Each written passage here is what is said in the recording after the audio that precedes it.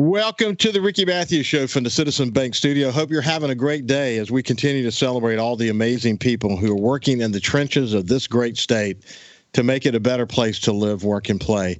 Listen, I don't have a lot of big speeches to give today. I'm going to get right to my guest, but I'm going to share with you something that I shared about him back over 4 years ago when he first came onto the show. But let me bring in the executive director, and he's a Brigadier General retired from the U.S. Air Force, Joe Spraggins, my friend. We've worked in the community in so many different ways.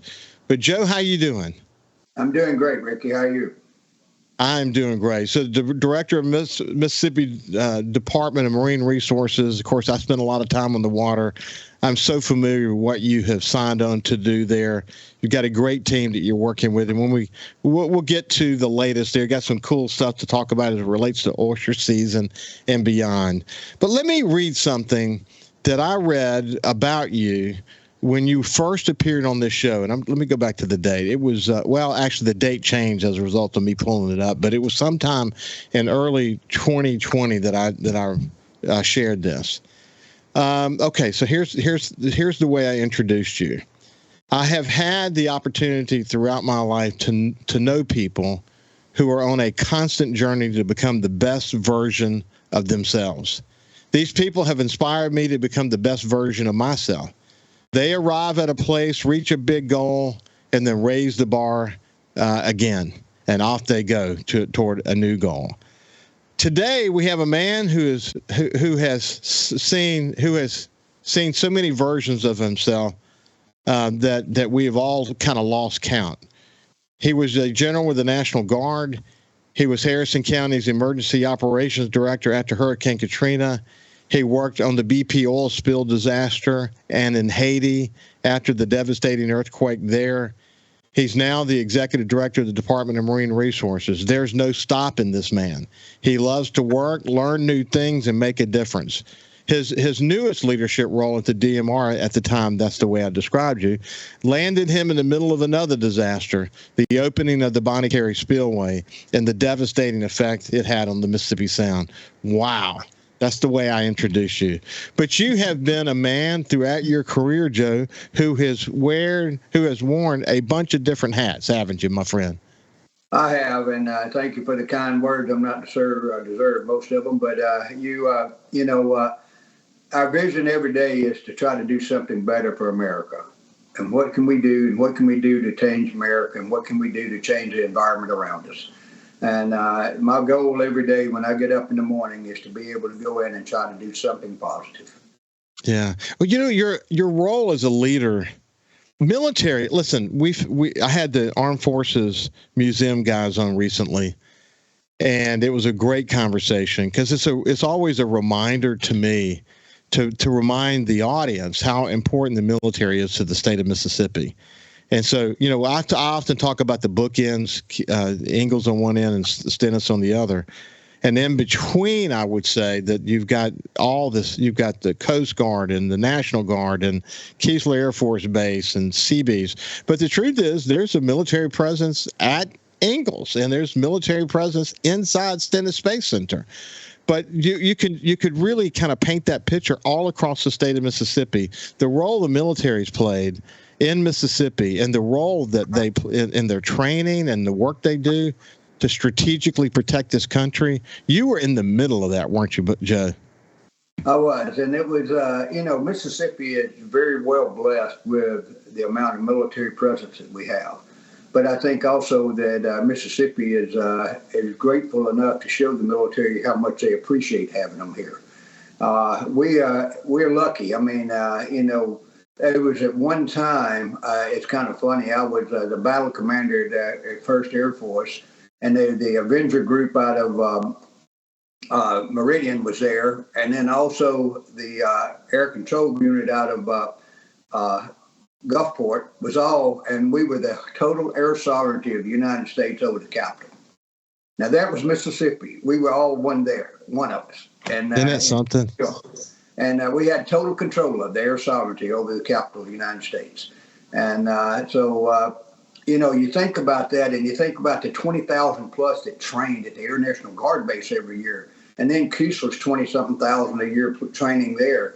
And then the CB base on top of that. And then you take Stennis and what we're doing there with the Navy and the Marines. And then we turn around and go straight over to soup ships and look at what they're doing there, at Pascagoula. And, then you got Camp Shelby, a great place. And so Mississippi. And then, you got the two wings that are flying, the C-17 and the 135s, and hopefully going to get the new one, the 46, here in the near future.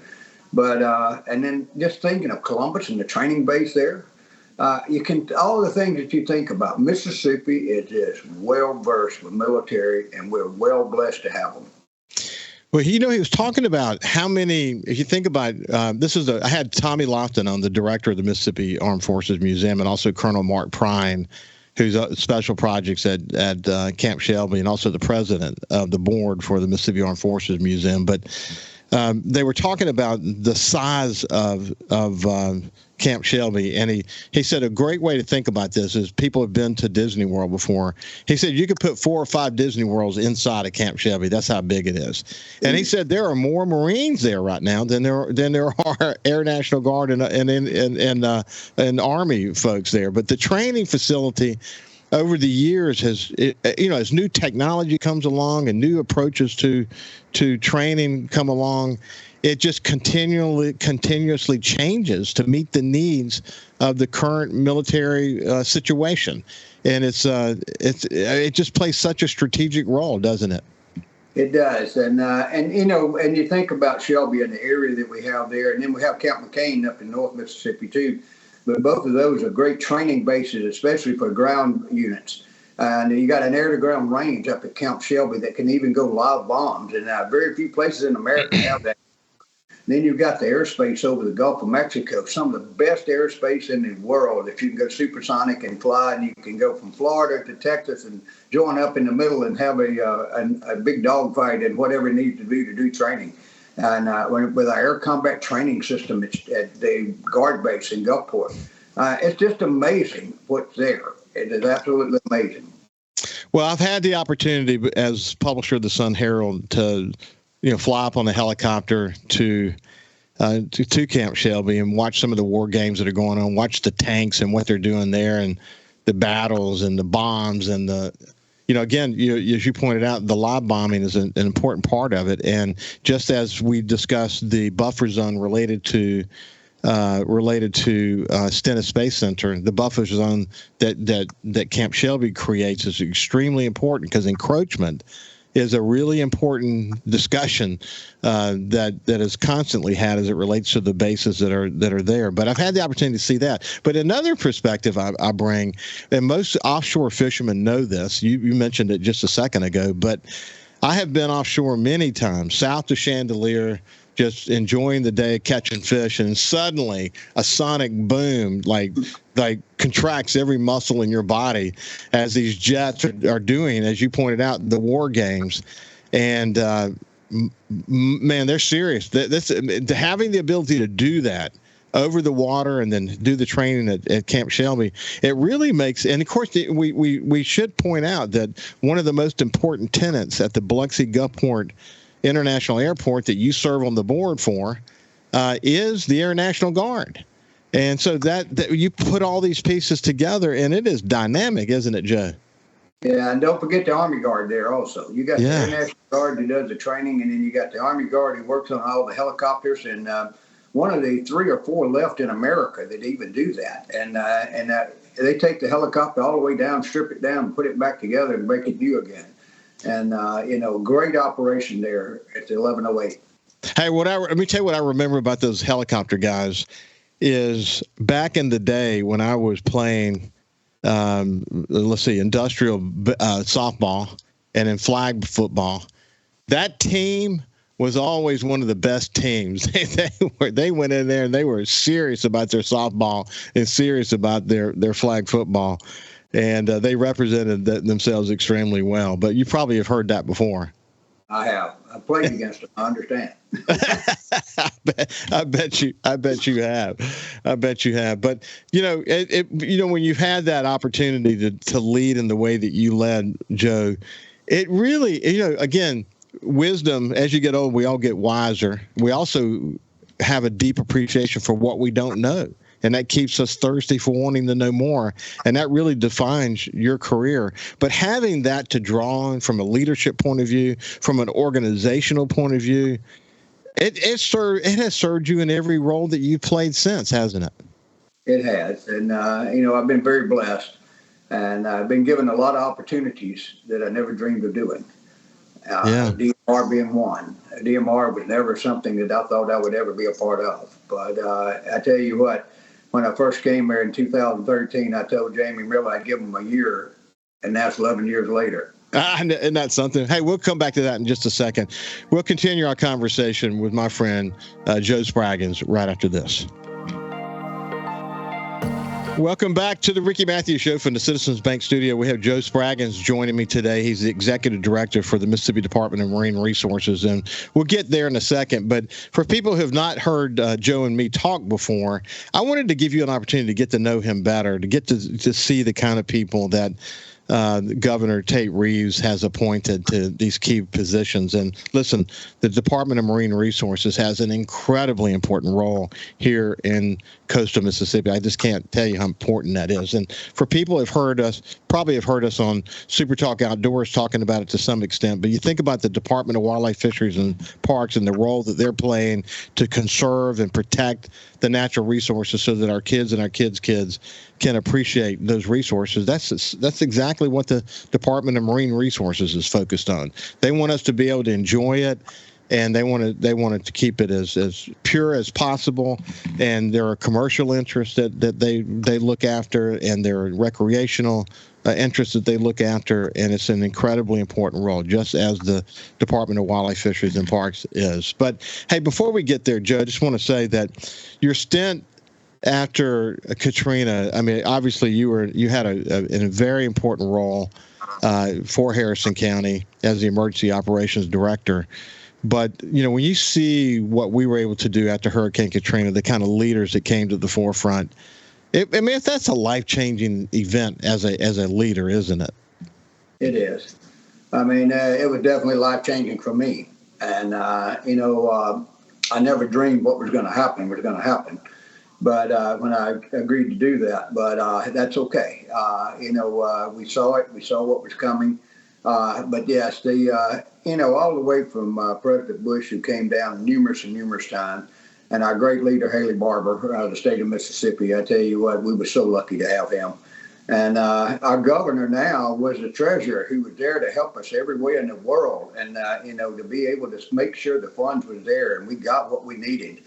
I can't tell you how many things that we were so blessed over. And all the people that came from all over, I mean, we were just talking about it the other day. And like the North Carolina men, Baptists and the Methodists and the others, the groups that just showed up. And they showed up and they was there to help. And they wasn't there for one day. They were there for the long term. They were there for years. Of course, with the hurricane hitting in North Carolina, among other states, but you think about how the North Carolina Baptist Men's Organization came here and stayed here, helping rebuild homes for years. The commitment they made to us, and I just said that people should be reminded of that, so that we'll dive deep into our pockets to help these organizations that are also there on the ground in North Carolina, trying to help those communities, but. It is amazing how when your neighbor is down, how people come to the help of their neighbor, and neighbor might be just another American, or it might be literally your next door neighbor. We got a chance to see that so amazingly. And you're right about Tate Reeves. I mean, he was a great partner to Haley Barbour in that process, and having had the opportunity to write the foreword to Haley's book on it. To the story he told about leaders from all walks of life and the way they came together, the role that, the U.S. Congress played in helping kind of get us back on our feet. He often said, and you've heard him say this, Joe, that the federal government could help people after Hurricane Katrina get back on their knees, but it's private enterprise that's going to help people get back on their feet. And so his goal was to make sure we built infrastructure and did all the things we needed to do that would then enable business to thrive.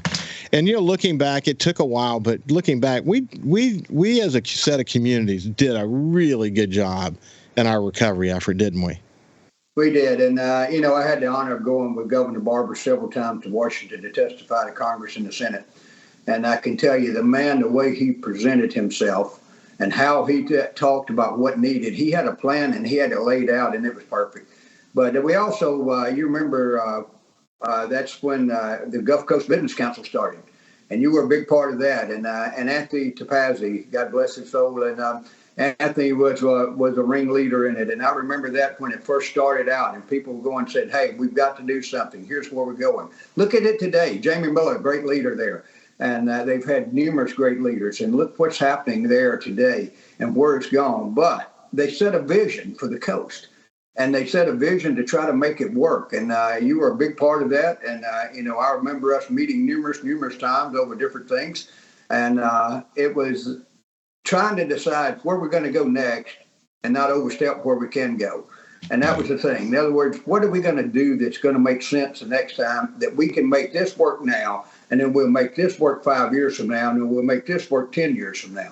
Where are we going to get to be there? And that's what that vision was all about. And y'all were, we just had so many great people. Well, see, Joe, I think what happened is we always had a sense in our minds that at times coastal Mississippi was a bit too competitive with itself. The counties might be competitive with one another. The cities might be too competitive with one another. I think what makes it such a unique place, if you just talk about the three coast counties, you have the three coast counties as sort of the region that we refer to as coastal Mississippi, and then all the cities that are part of that. That diversity that exists between those cities, that unique sense of place that exists in each of those cities, and the local efforts that are involved in making those cities special places, that's a benefit to us. That's when people visit here, they go from city to city, and they're blown away by the unique experiences that they have at each of those cities.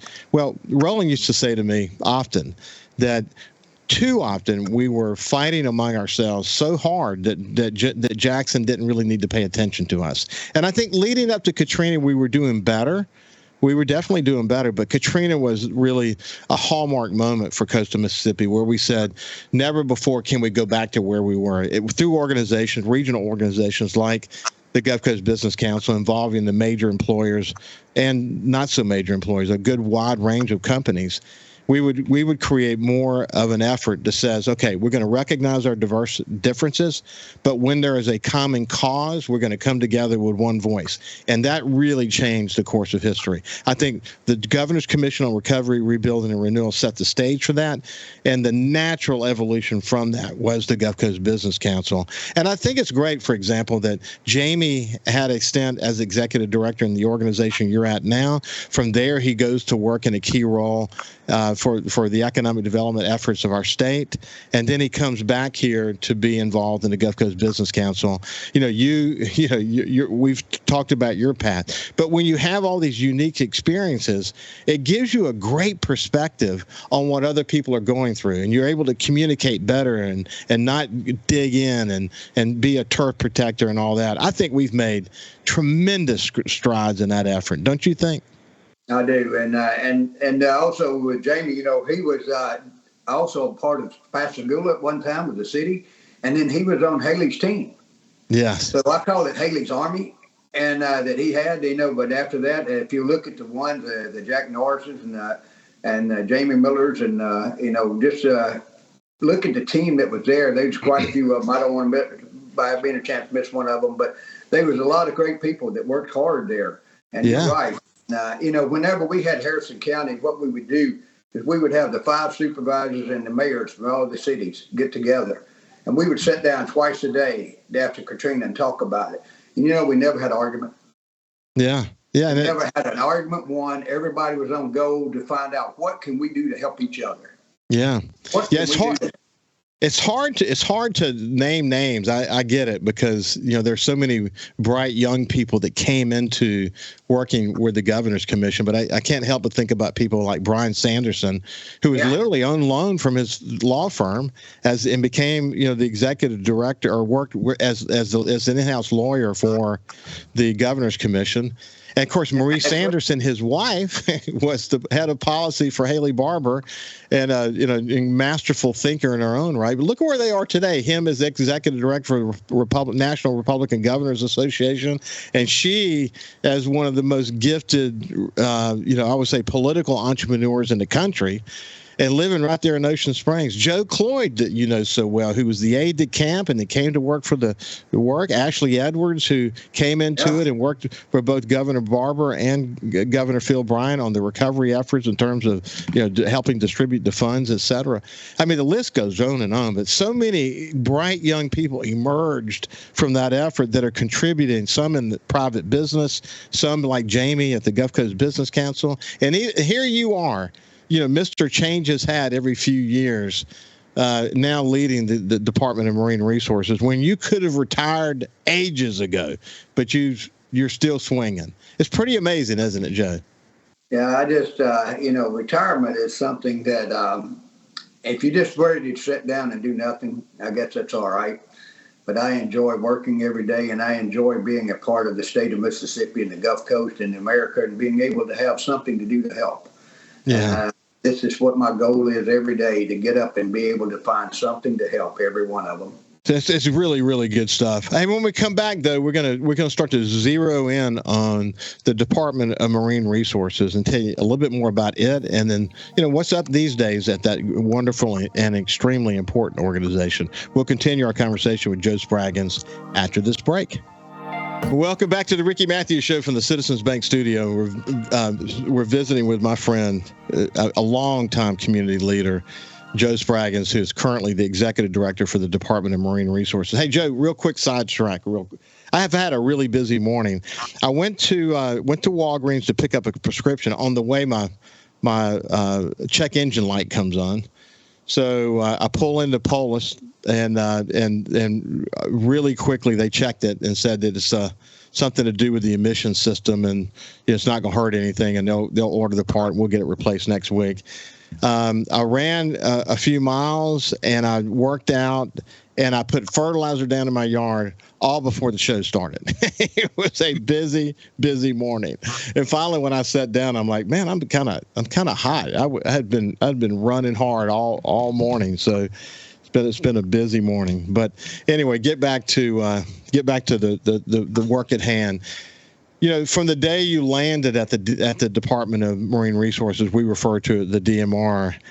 There's been a lot of work to do, because you came in with the Bonnie Carey Spillway had been opened like 2 times in 1 year, and it devastated the Mississippi Sound. And just trying to get that organization working the way you want it to be working. And of course, Jamie had handed over a wonderful organization to you, but you're always going to put your fingerprints on things, aren't you? Well, I'm going to do my best to put it on there and hope it's a good foot and a good fingerprint. But we try hard to do that. Jamie and I had been together for 4 years, so we kind of had an idea of how things were going, and we knew which way to go with it. So it was a very easy transition for me, and it was a very easy transition to be able to walk in, because I wasn't here to change anything at that point. I was here to continue doing what we had started in 2013 when we both came to DMR, and that was after the big shakeup. And so it was a time to be able to make sure that we continued that agency moving forward. The devastation of Bonnie Carey was something that we didn't anticipate, but it was something that came to us. How do you deal with it? We made mistakes, but we learned lessons. And, old General told me one time years ago, nothing wrong with making a mistake, nothing wrong with learning a lesson, something wrong with doing either one of them twice. So we decided not to do it twice. Let's learn that lesson and let's move forward. And so the agency has, and we have some absolutely great people in that agency. You don't know how lucky we are. Yeah, I mean, they're super, super dedicated. And, a lot of them, they don't do it for the money. They do it because they have a commitment to the resource, and they love what they do, and they want to be outside, or they want to do research, or they want to be focused on this or that. people all have their own motivations for wanting to be there, but they don't go there and then leave and go somewhere else real quick. They tend to stay and they continue to contribute, and that builds a really significant body of knowledge at your organization focused on protecting the resource. And it's got to be inspiring to see that. It is. And even when they leave, they go somewhere else, they're still working with us. Yeah. They'll go to Southern Miss and work, or Mississippi State or somewhere like that, and work with the university. Well, we're still working with them every day. And, they're with us. Or they'll go to NOAA, or they'll go to some other agency, like Gulf States or Gulf Council. And, it's been great. And, if they leave, we still have them. And that's great. Yeah. I think that's a great way to say it. The extension of that learning and that connection and that commitment to try to protect the resource so our kids and our kids' kids is still there. You look back, you mentioned the Bonnie Carey Spillway and how, we obviously weren't expecting that kind of an impact. By the way, for people who don't know the Bonnie Carey Spillway, you probably have driven by it and didn't realize what you were looking at. But if you're driving outside of New Orleans, headed toward Baton Rouge, you go across it, and this is a spillway. So it's kind of an old structure actually, but it's made so that when the Mississippi River rises to a certain level, they're going to protect New Orleans. It'll open it up. Now, one of the good things is, and we don't have time to get into all that now, one of the good things has been a lot of the energy focused on what are the solutions now.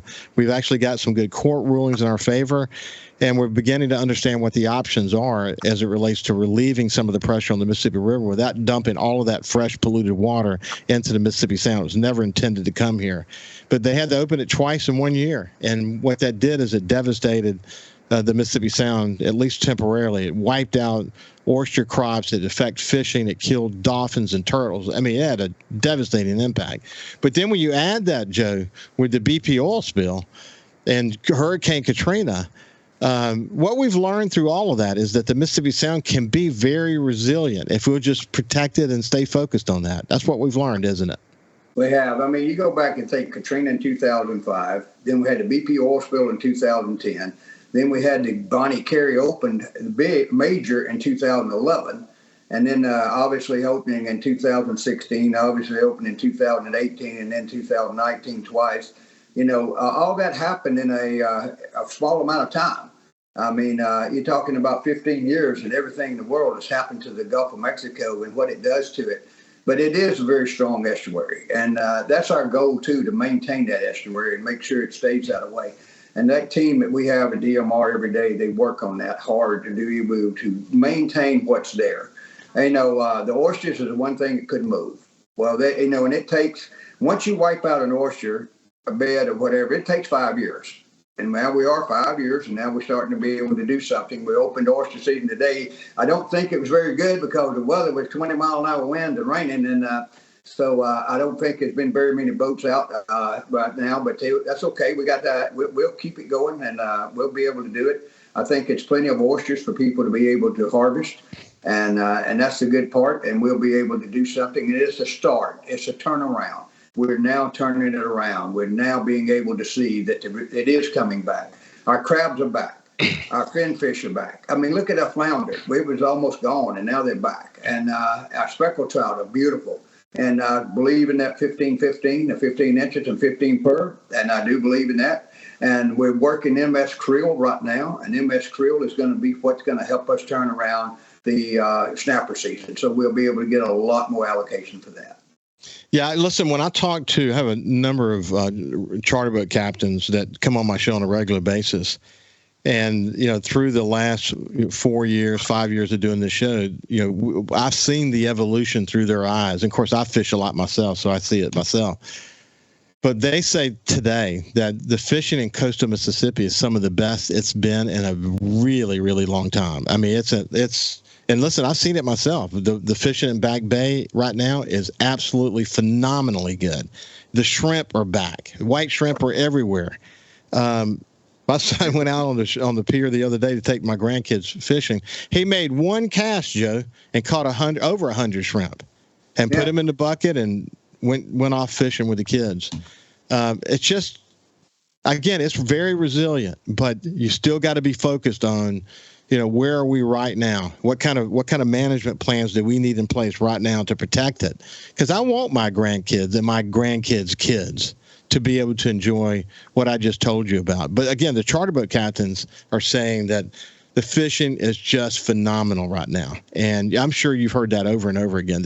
We've had, you want some rain, but you don't want too much rain. And it's just been kind of perfect. And I'm sure that what that spells for the oyster season is also wonderful.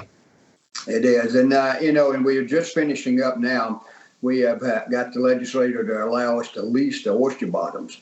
And the end of that, all the request has to come in, by the 1st of December, and then we will start looking at them and then leasing them out, and they'll probably start in the 1st of January getting the leases out to people. But that's going to be great too, because now we're going to be able to take roughly 8 of the 12,000 acres that are out there that are good bottoms and whatever that we can use, and be able to let people put their own money in it and harvest it and do what needs to be done. And that now they can do 200 to 500 acres or something like that. And, I don't have the capability of doing 12,000 acres, and I don't have the funds to do it or the people. So this is a way that we can be able to do it. And once you start building oyster beds, that feeds everything in the estuary. Everything eats off of it. I mean, it is a great thing. And so I think you're going to see even more. I think you're going to see a lot more resources in the Gulf of Mexico as far as our fisheries. So when you guys, again, you think back, again, you said it takes 5 years to recover. It's been a long 5 years for an industry that has had so many challenges. But when you guys look at this season going forward, you really do like what you see, don't you? We do. And, and I think, once again, we'll start leasing the properties, and that'll help some. Then the next thing is going to be that we're going to continue to culch ours and seed ours, the state property, and that's going to continue to feed theirs and ours. I see, unless something devastating happens again, I see us coming back very strong. And our goal is, in the next 5 years, 4 to 5 years, being able to put 100,000 plus sacks a year out. Yes, and listen, folks like Mike Arguelles that's doing his oyster farming, that's turned out to be a really viable approach to oystering, hasn't it? It has, and they're doing great. And we've got quite a bit of people doing that, and it's a wonderful oyster too. If you ever try to eat one of them, it's so good, so good. If there's such thing as a perfect oyster, that's it, man. Yeah, I've had it and love them. And that's no joke, and I have a very discerning taste when it comes to that kind of stuff. Hey, when we come back on the other side, we'll talk about some other topics as it relates to the Department of Marine Resources with our friend, the Executive Director, Joe Spraggins. We'll see you after this. Welcome back to the Ricky Mathews Show from the Citizens Bank Studio. I have the Executive Director for the Department of Marine Resources, a man who has worn many hats in his career. Could have hung it up a long time ago, but he continues to contribute in wonderful ways, appointed to this position by Governor Tate Reeves. And we're talking, we're just talking generally about the Department of Marine Resources, what they had to say grace over. We're looking at a really good oyster season coming up. One of the things you and I've talked about in the past, Joe, is artificial reefs being kind of an important part of what we do. Now, you just can't go lay them down anywhere because we've got a shrimping industry, we've got to protect, et cetera. But we're doing a better job in that arena too, aren't we? Laying down reefs off the coast of Mississippi. We are. We're about to build quite a few big reefs out in the FH13 area, which is our deeper water. We've sunk several of the big Omega boats out there, and so quite a few boats have been sunk in the last few years there. We're also working on our 60-something plus inshore reefs, and we're working on them and being able to put some more stuff out. We were talking yesterday to Biloxi, to the Rotary Club, and about how we're going to be able to move that forward and build reefs off of pier areas and other things and where they can do it. A lot of those reefs are in wadeable water, so you can go out and fish off of it. We're Katrina Key.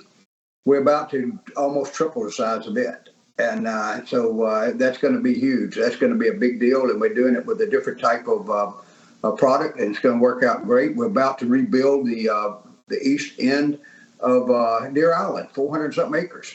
with the Corps of Engineers. Gave us $30-something million to help us do that.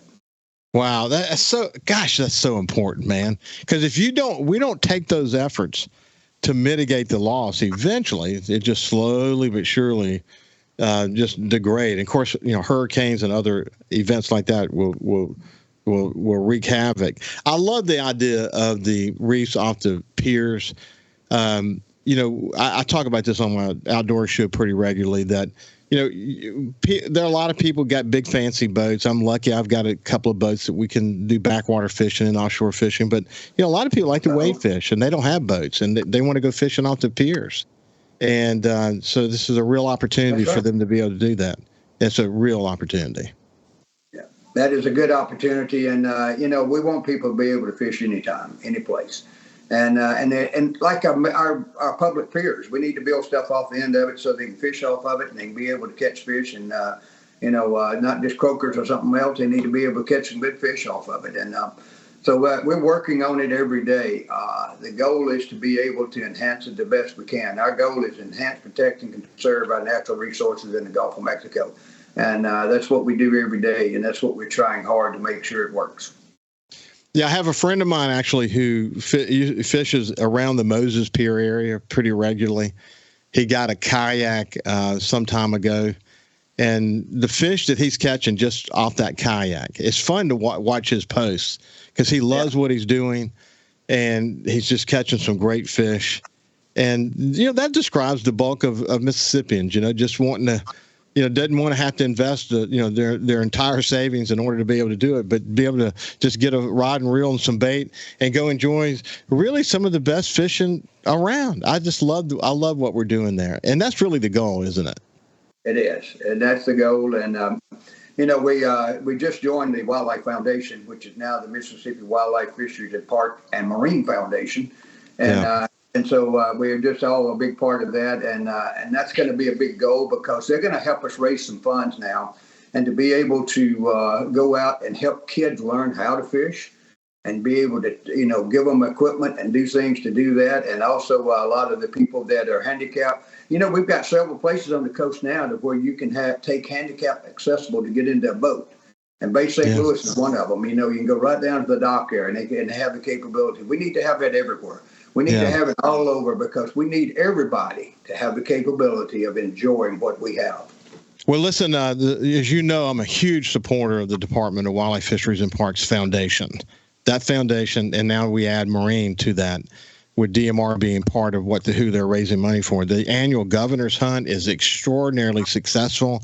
They have other events that they do as well, and they're raising money, helping to kind of fill the gaps, and they'll be doing that for the DMR now. I'm assuming there's going to be, I can imagine something like a governor's fishing something, happening down here at some point. We're working on it. That would just be perfect. And the other thing is you get to bring all these folks from across the state down here, and you get the added benefit of showing them the best of what coastal Mississippi is all about. For people who know David Machado, for example, from down on the coast, he's a representative for that. And David has been a terrific, active member of the foundation and has been a real supporter of getting the DMR involved in that. And, of course, the president of that organization, chairman, is John Taylor, hugely supportive. Chris Gurris, who spends a lot of time on the coast, very supportive. It's a board. It's a dynamic board that represents successful business leaders from across the state, and they've done a great job. And I'm thrilled that DMR is part of that now. That is for sure. Well, Joe, we got Clay Wagner on there also now. Yeah, Clay. I was with him yesterday, for a matter of fact. I'm so excited to see Clay coming back, actually. He started on the commission before. He's been on the board before, and he's coming back onto the board. And I'm excited to see that as well. He's a dear friend. Hey, listen, Joe, it's been a pleasure to spend some time with you, my friend. It has, you too. And, hopefully we'll have a little bit better weather in the next few days so we can get some oysters out there. And maybe you can go and buy some oysters in your restaurant here on the coast. They're coming straight out of the Gulf of Mexico. Isn't that awesome? That is so awesome. Listen, have a great day, and we will see you tomorrow. You too. Thank you.